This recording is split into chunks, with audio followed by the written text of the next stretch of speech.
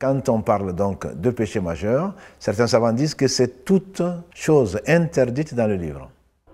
أنت السلام منك السلام أنعم علينا بالسلام. Bismillah, alhamdulillah, wa salatu wa salam ala rasulillah. Les péchés sont de deux types. Les savants sont unanimes, notamment sur la base donc du livre d'Allah, sa parole incréée. En effet, entre autres, dans la sourate donc 4, les femmes, verset 31, Allah parle des kaba'ir, c'est-à-dire des grands péchés ou des péchés majeurs. Qui dit péché majeur parle donc des péchés mineurs, même si, comme le dirait donc un sage, ne voit pas la petitesse du péché, voit la grandeur de celui à qui tu désobéis. Donc, d'un point de vue intrinsèque, tout péché est grave. Quand on en est conscient, c'est désobéir à Dieu. Mais Allah a voulu nous définir quels sont les plus graves péchés. Quand on parle de péché majeur, on dirait les plus graves péchés, bien qu'un péché reste toujours grave dans l'esprit donc d'une désobéissance consciente au Seigneur des mondes.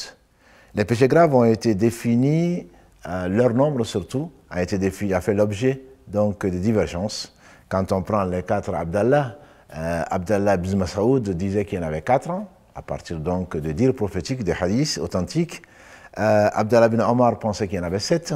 Abdallah ibn Amr, qu'Allah les agrée tous, pensait qu'il y en avait 9.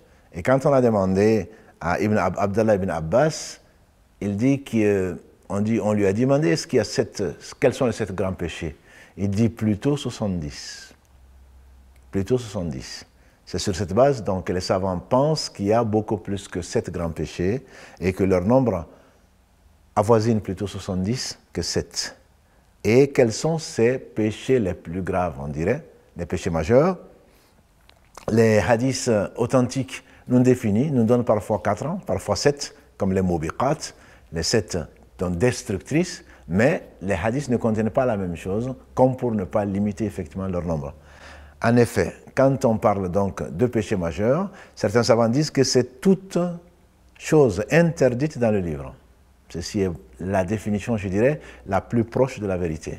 Certains l'ont défini, c'est toute interdiction pour laquelle Allah menace d'un châtiment dans l'au-delà. D'autres disent, non, c'est tout ce qui peut amener donc au courroux d'Allah. Et on peut y rajouter également, Allah parle de malédiction dans certains cas. Allah se met en colère contre ceci et cela.